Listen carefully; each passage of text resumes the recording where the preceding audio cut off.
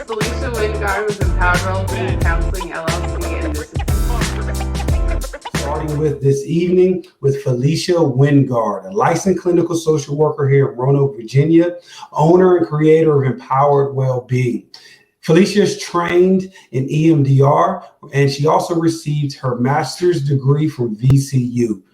She loves to work with trauma, work with adolescents, work with adults, work with all populations. I'm super excited for you guys to meet her. She has an amazing personality, and I can't wait for you guys to see all the great things she has going on. Welcome, none other than Felicia.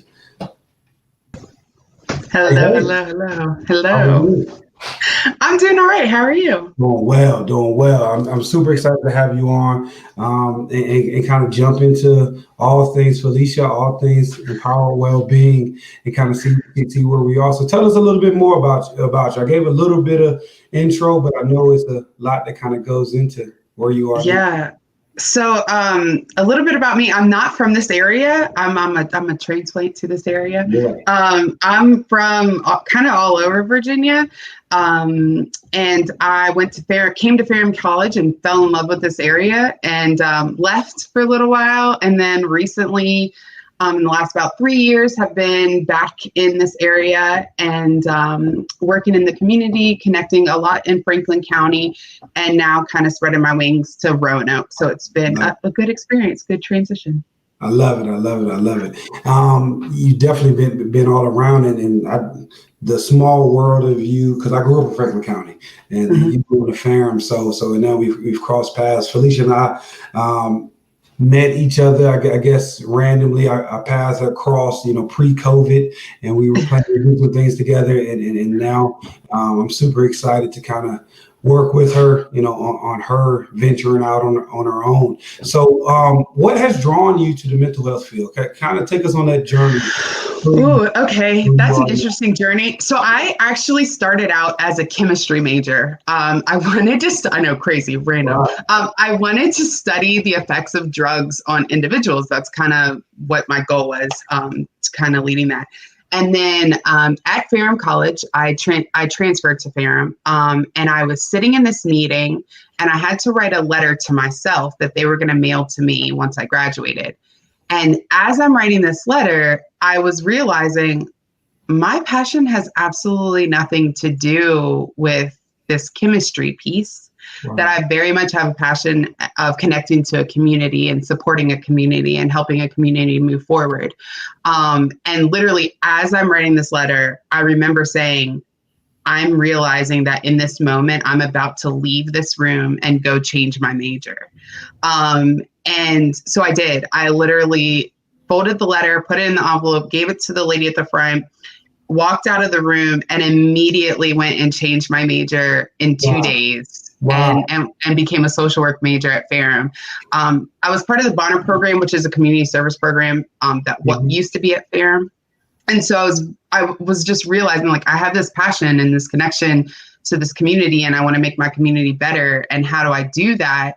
Well, I don't do it with the chemistry background. Wow. So that's it was like almost like a switch, a light that went off. Very much growing up, my mother and my grandmother always were connected to the community, and church, all different types of community pieces. And so I very much was always doing that and realized that, wow, that really is more of a passion than anything else. So that's kind of the beginning. From chemistry to social work. Wow. Yeah, I actually have a chemistry minor, which is really funny to have a degree that says, social work with a chemistry minor. So. Yeah, I just think it's super awesome how I often talk about how, working in this field is a calling. It's something that snatches you out of a chemistry major and kind of tugs at you. And I think that's what makes those of us who remain in the field, special and kind of drawn to it. So I guess that was kind of my next question. So from chemistry to switching to, your master's, your social work track, what has kind of helped you or made you or kept you in the field since kind of going on this journey? What's kind of kept you on this walk? That's a very good question. And I think it's a lot of different answers there. So one thing is a lot of my background is working. I worked for the Boys and Girls Club in the Virginia Peninsula for about 6 years, starting in high school. And it just the small impact you can make on someone just by doing very small things. I think in this field, it's a very thankless field. And so to see someone improve in so many great ways and succeed, it's uplifting, it's empowering, it's very much helps you move forward. And so I think that's what keeps me in the field, is knowing that even if it's just a little thing, making that small impact can impact someone else. And we're all connected in so many ways. So if I impact one person, that person will impact 5 other people, and that person will, so it's like this chain of events. That's really awesome. And I've been able to see that in many different ways because I have worked in so many different random jobs. But so I think that's the biggest thing that kind of keeps me going in this field, is recognizing that one small impact can impact a whole group of people. I love it. I love it. The ripple effect, you being that rock, you throwing that rock into the water and seeing it kind of grow. I love it. So you talked about making that impact, and then and that's what's helped you to remain in the field. So I know you have a focus on trauma and dealing with individuals who experience trauma. Tell me a little bit about how that became your kind of focus. Again, I kind of think I just like fall into things and then embrace it and take it and then realize, wow, this is huge.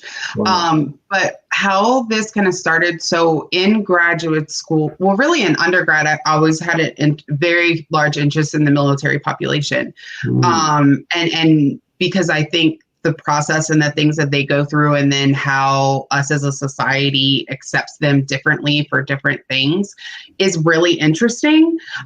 So I started really studying that in graduate school. And a lot of my research, a lot of the pieces was me very much studying the effects of trauma on these individuals, and especially depending on age and amount of deployments and all that stuff.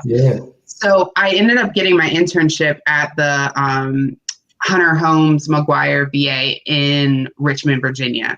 And I started to work with the spinal cord injury floor. That was the big thing. And these individuals, a lot of them, the trauma was, they had trauma related to deployments or that kind of thing, but then they had childhood trauma, and then they had trauma related to their accidents that had occurred, and just seeing how much that had affected them and their process, and even how they were working through therapy to try to gain back functioning. It was like a huge of like, whoa. And then very much in that, I learned to appreciate the holistic, looking at the whole person and how important that is, because yes, trauma is a piece of someone, but then it's like, okay, what does their family system look like? What does this look like? And so in learning about trauma and learning about that piece and seeing the impact it has on somebody, I was also able to very much gain more. And so again, in research through graduate school, and then I did work at the VA in Richmond for a couple of years, and I helped do PTSD groups and stuff like that. And the more I got knowledge, the more I was like, I want to make an impact on these people, because trauma is something that has happened to us and something that affects us. And it affects our past functioning and our current functioning to a large degree. And the more research I saw is like, well, how do we work on that past trauma so that we can help our current functioning? And then it was just me wanting to constantly be a learner and learn more and more. And so that was like the big thing, is I want to help somebody's present functioning, because the past is so much affecting that. So that was a big piece of why trauma has like gotten me. I love it. And you can definitely hear you taking that, even if this makes sense, that chemistry kind of mindset or approach to the mental health needs. And we need that mind within mental health. We need that type of thinking, how we approach kind of what's going on and what's affected us. Just starting in that population, of the military population. My internship was also at the VA, and I worked in suicide prevention. And that population makes you kind of, I guess, recognize, how to implement even more of what you want to do, and kind of shines light on more needs, because they're dealing with their own personal issues, then the issues that's from their military experiences, and then how they're going to deal with it afterwards. So it definitely encompasses a whole bunch of needs that really puts you on your game, or you have to be on your game to kind of go from there. So from there, you kind of, as you said, you kind of fall into things, and then you kind of engulf yourself in it. So tell me about EMDR. You said that you're trained in EMDR.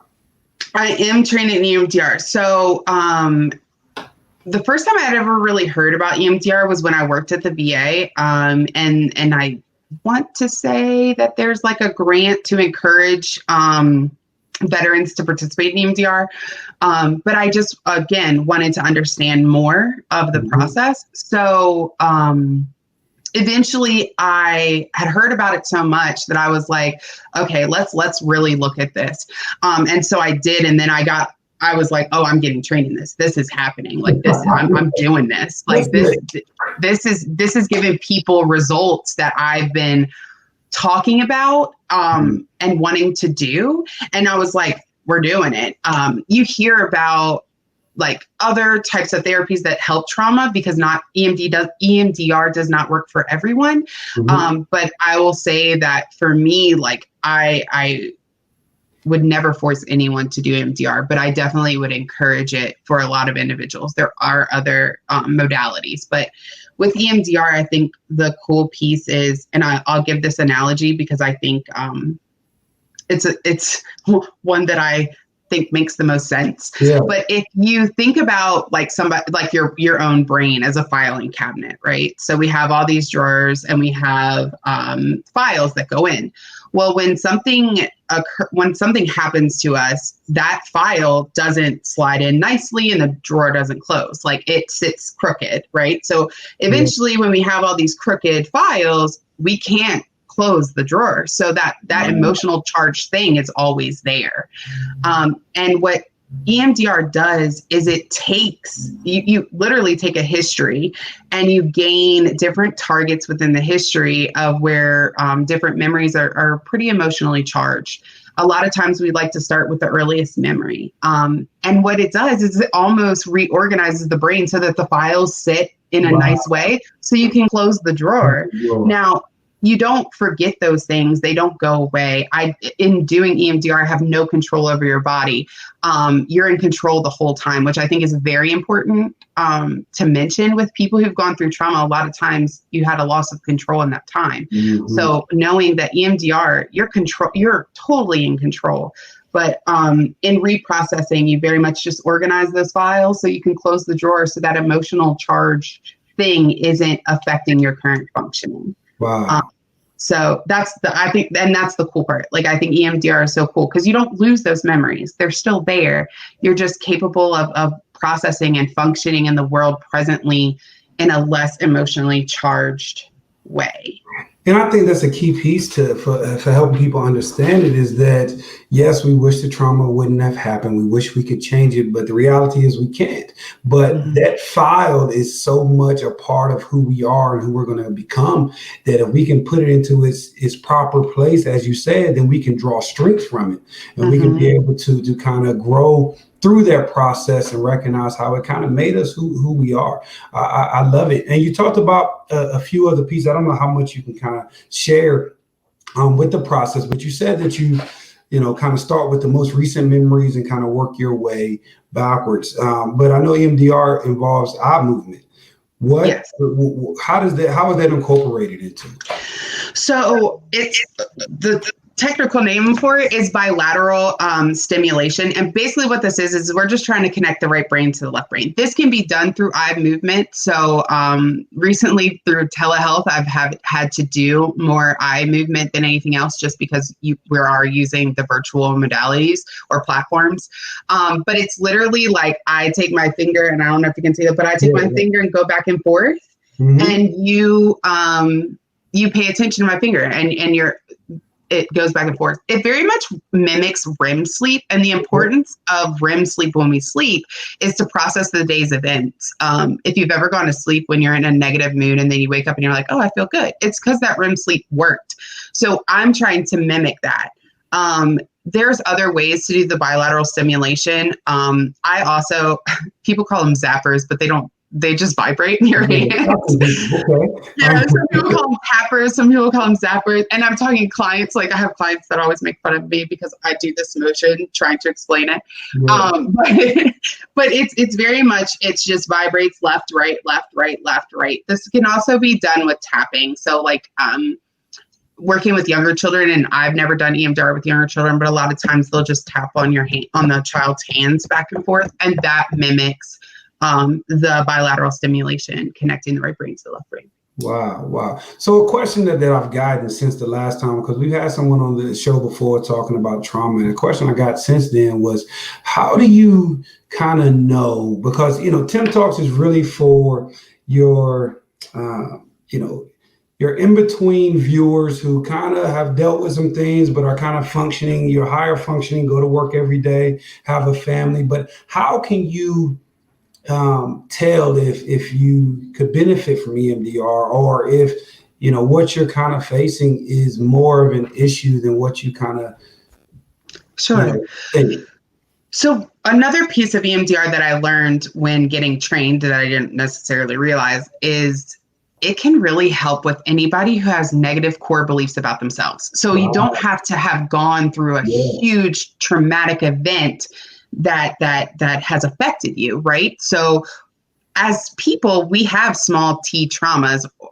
We've not all been in a car accident. We've not all been through these horrific events. But we have had little t traumas, such as like, if we go into a room and every time we go into a room, people shut down and they stop talking.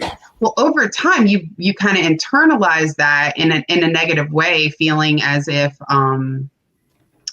like I'm not good enough or no one likes me or whatever. So those pieces right there, those core beliefs, we all have core beliefs about ourselves. I have some lovely core beliefs about myself, but we all have these, and they're created over time. They're created by different events that take place. So the cool thing about EMDR is really we can go with those core beliefs and we can gain an understanding of how to process memories that affect those core beliefs. In CBT, it's called core beliefs, but in EMDR, it's called negative cognitions. But they're just negative things that we think about ourselves that we want to change. And again, we all have some form of negative cognition about ourselves. That's not necessarily due to a traumatic event, but like just different things that happen over time. Yeah, and I can definitely imagine, with COVID and the quarantine and everything that's going to cause people to not be able to engage in their normal distractions, as I've been calling them. It's kind of made you kind of sit with yourself longer. And I can imagine some of those negative beliefs have shined brighter than ever. So really, being able to, and I didn't know that about EMDR because, again, imposter syndrome is something that I've been kind of researching and working on. And now I can see how that can kind of help, because I know with me coming into the field, owning my own business and kind of reaching this level of kind of early success that I've reached is these thoughts and these thought patterns that really can, infiltrate my mind. What am I doing here? Why am I here? I've been faking it till I make it. So hearing that, it's definitely, I think a lot of people, a lot of our listeners, a lot of our viewers can kind of make that connection that they could benefit from, this therapeutic modality, Yeah. and kind of working through their thoughts. How we view each other, how we view ourselves is really big. So with that, is there, I guess it's kind of transitioning over. So empower well-being, right? That's your baby. That's where that's where your private practice. Tell us about empower well-being and kind of how that kind of came to fruition. Yeah. Okay. So empowered well-being counseling came to fruition. To be honest, again, this is horrible. I kind of fall into things, like things just happen and then I embrace them. I had a colleague joke to me and say, Felicia, like, you could do private practice, you can handle this. Da, da, da. And I was like, yeah, no, not me, not going to happen. And then I had an old colleague that her information popped up somewhere and I saw it and I was like, whoa, she does private practice. That's kind of cool. So I scheduled a meeting with her and she was like, Felicia, you can totally do this. And I was like, all right, maybe I can. And so with a lot of support of colleagues, a lot of support of like family, I'll give a shout out to my brother, because my brother who lives in the Middle East, my brother literally was like, why aren't you doing this? Like, you can do this. You've got this. Like, there's no questions.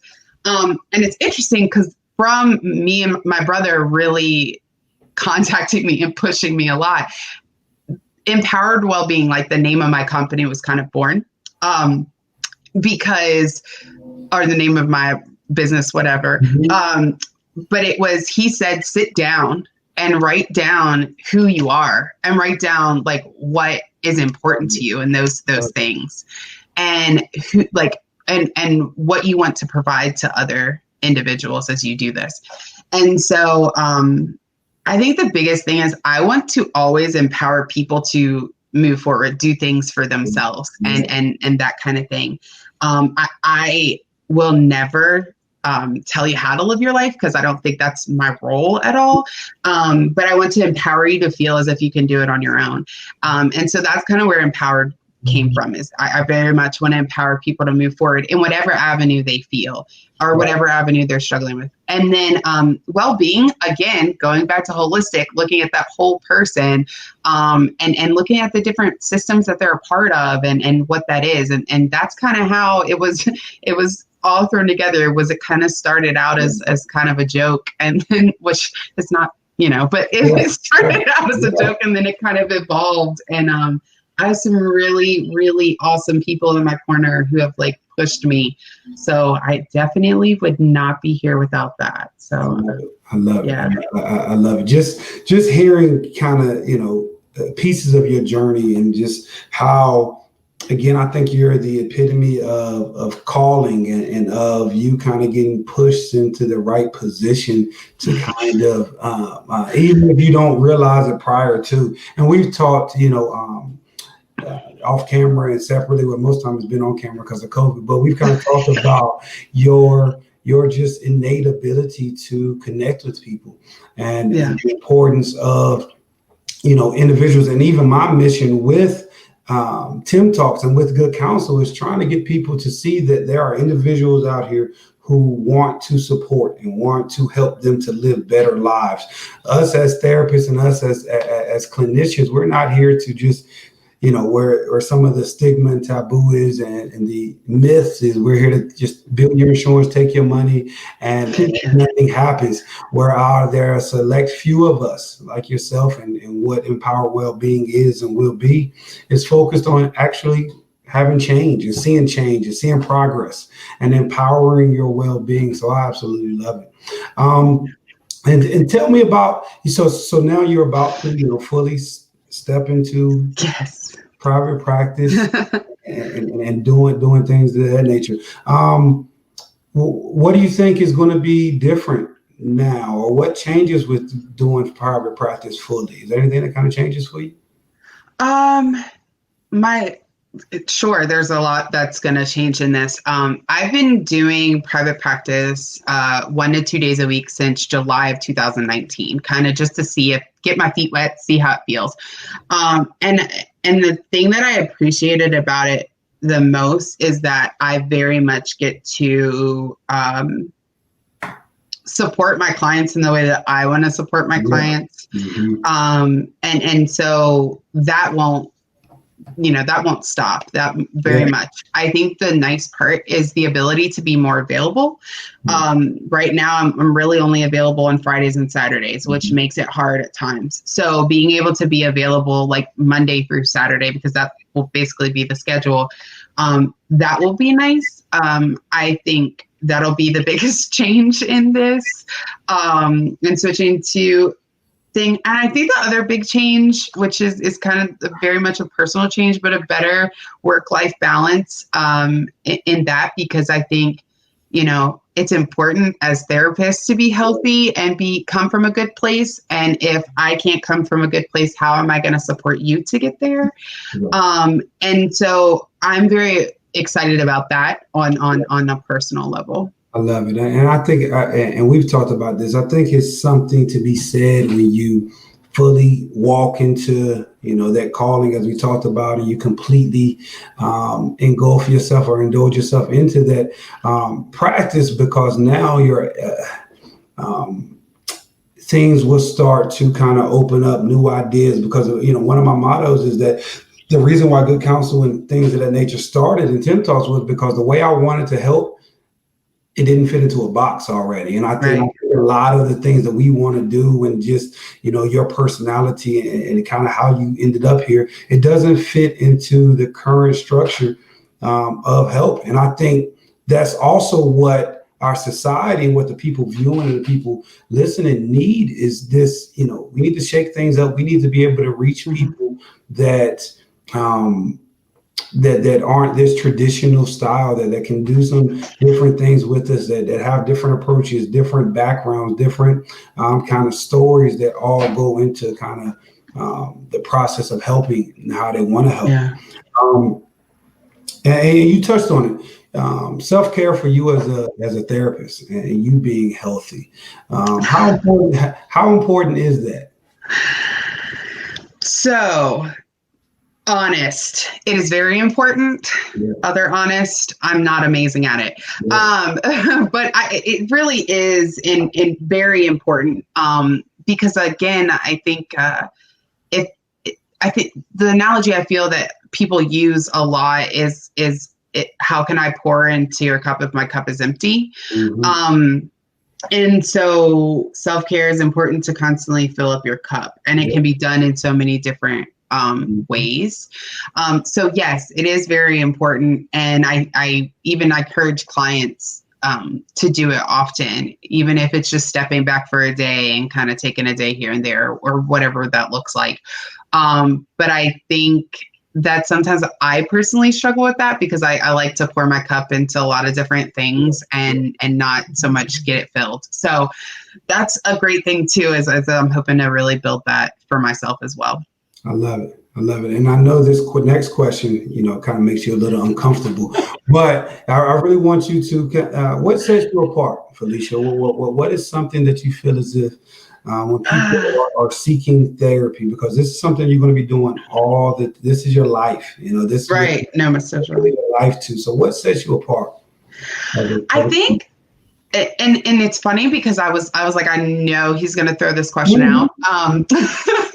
So I think even through this, I very much have this professional, straightforward kind of response. And and to be completely honest, I'm not in my authentic self. I'm not always this extremely professional purpose. No, I'm very goofy and I'm very, so I think in what I do, I very much am presenting to that person, as my authentic self. And then I'm presenting with all of my crazy faces that I make and those kinds of things. I think a lot of times they tell therapists to have a stoic face or poker face, there's the word. But I don't have that. And it's never been a skill that I've had, so I've not tried to acquire it. And so I think that's the big thing that sets me apart. It's just, I'm very much Felicia, and in that room, I'm going to give you that as well as like my knowledge and the things that I have acquired over the years to help that person. I think that's the biggest thing. It's so uncomfortable in being a client myself, like, and going to therapy myself. It's so uncomfortable when you sit there and you're like, oh, I have to do this and do this. And, because I'm in with this professional person. And that's really hard. So I think knowing that as me, like I will, oh, sorry, I'm doing, or when I stutter, I'll just go with it. Or if I forget, and I think it's nice when you're able to connect with somebody because they're human. And so I think that's just something that's big for me. It's like trying to be human. I love it, because I don't know where this misconception, I guess it's the therapists or counselors of past, where they think we have to, we're this perfect individuals. And I think, when we preach authenticity to our clients and the people we work with, it's important for us to be that also. And I think that's what I've seen so much percentage of the reason why, people steer away from therapy and seeking, support is because of they feel as if they have to already have it together because they're sitting across from a super professional individual. Right. Dresses right, says all the right things, uses all these big words. And I know for me, and kind of like you walking into that calling of working with individuals, it almost discouraged me so many times to kind of change the field, because I didn't look like what other therapists look like. I didn't talk like other therapists. But I started to realize that the people who we're blessed and fortunate enough to cross paths with, they need exactly what we give, right? And I think, I guess segueing into my next question, what would you tell someone about the process of kind of seeking a therapist?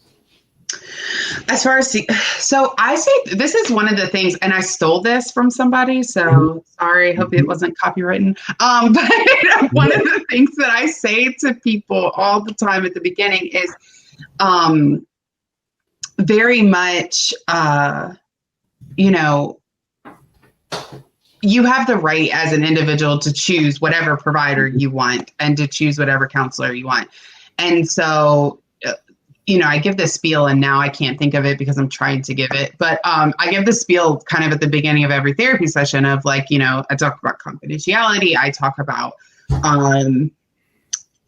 where my availability, and then I talk about like what this is for them. And I say, this is your hour to utilize in any way that you feel necessary. If you want to come in here and cuss at me for an hour, that's fine. Do so.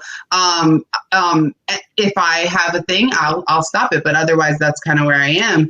And then I will say to them, you have the right to choose. So if you get in this and you're like, I cannot stand this girl, like she drives me insane, or the fact that like my brain doesn't think linear drives you crazy, that's okay. And I want you to feel like you can either tell me, or I always say like contact my office manager and let her know. And we're going to help you find somebody who you do fit in with. Because I think in this process, so many people feel, oh, this is a therapist, I can't say no to them. No, this is your therapy. This is your session. Like, you need to feel comfortable with that therapist. And so that is a big thing that I like tell clients is that, if you don't feel comfortable with me, that's fine. I won't take it personally. Again, I'm quirky and crazy in certain ways. So it's important that you feel comfortable. And so I think in this process, the biggest thing is advocate for yourself, in that if you don't feel comfortable, find somebody else. And I don't think anybody would take that personal, like any provider would take that personally. They want you to get the best help. So if that kind of answers your question. It absolutely does, because again, and I keep referring to it, but that's also a piece. There's so many pieces that went into how Good Counsel was created, but that was a piece. I don't think I've said it too many times with my wife. She actually went through some traumatic situations. And me as a therapist, me as a clinician, I knew I couldn't be there for her. So I tried to find her. This is pre-Good Counsel. I tried to find her a counselor. Next thing I know, she went a couple sessions. I encouraged her to go. She didn't like it.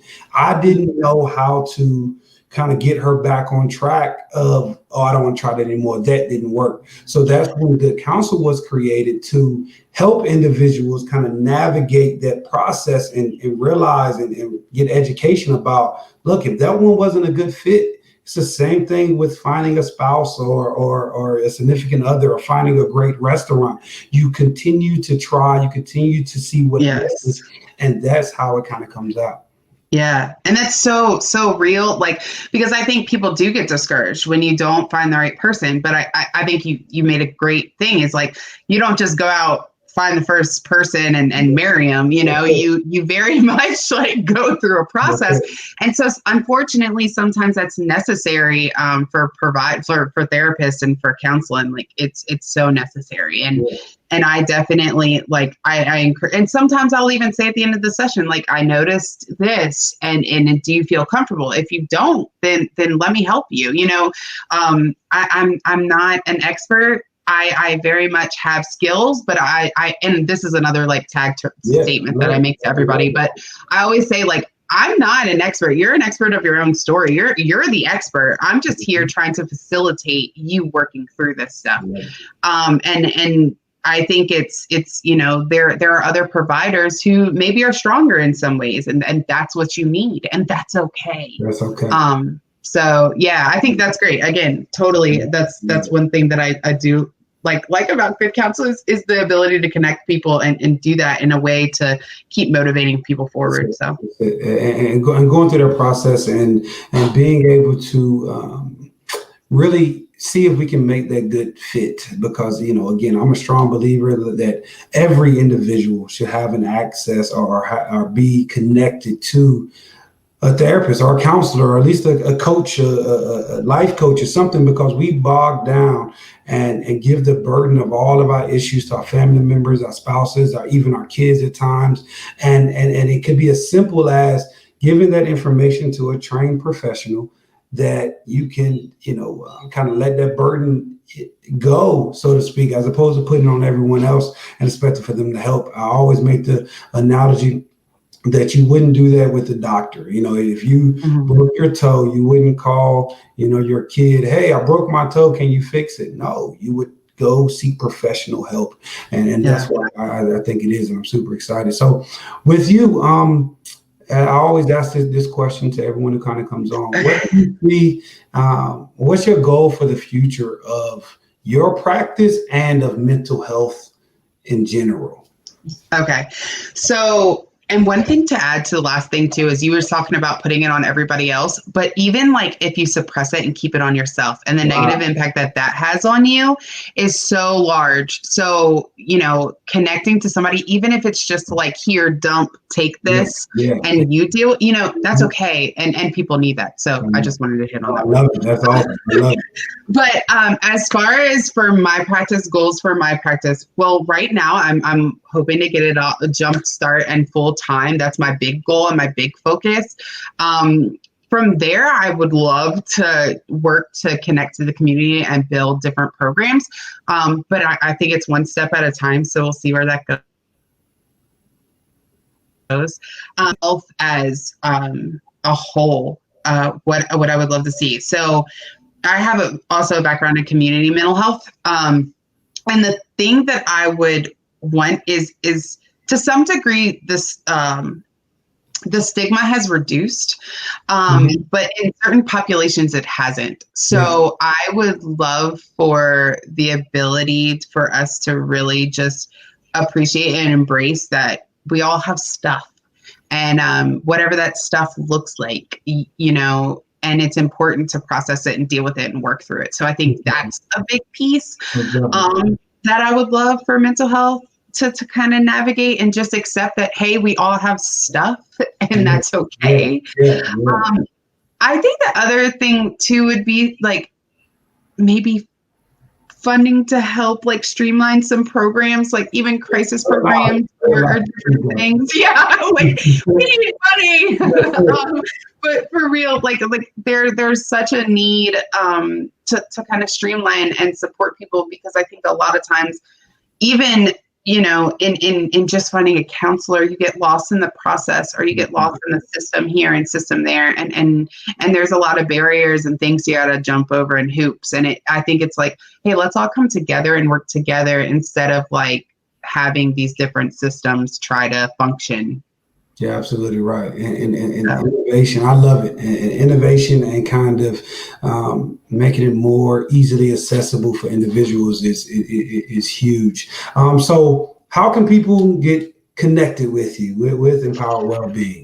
So yes, so Empowered Wellbeing is housed under Tanglewood Counseling. So I'm in that building on Cypress Park. So the easiest way to get a hold is to call, and it's 540-772-1872, or you can email the office manager directly. And right now, because of COVID and that kind of thing, some of the different providers that are in that building are there. Some are doing telehealth, some are doing a mixture of both. So it's kind of try to find and navigate the best way to handle it. But if you call, there is a number that on that voicemail that will get you in person pretty directly. So they would ask for you directly, correct? They would ask for Felicia.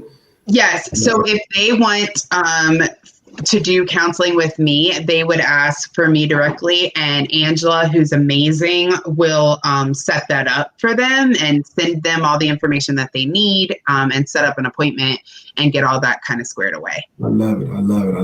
And also, just so you guys know, Felicia is also a Good Counsel member. She's a part of the Good Counsel family. So even if you guys visit our website and you want to get connected to a therapy concierge, then we would take you through the process and do all the kind of legwork for you. So, make the phone calls and kind of do the connection for you. So then it'd be easier for you to kind of take that step to getting connected with Felicia. Our goal is to get as many people connected with Felicia, because we definitely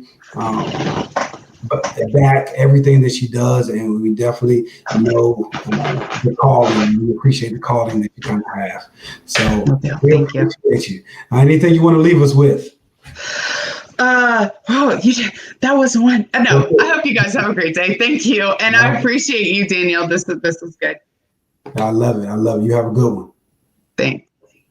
So again, you guys, thank you for tuning in to Tim Talks. This was another amazing episode. Our goal again is to just provide education. We want you all through therapy and motion to kind of see and experience what it's like to kind of interact with a therapist.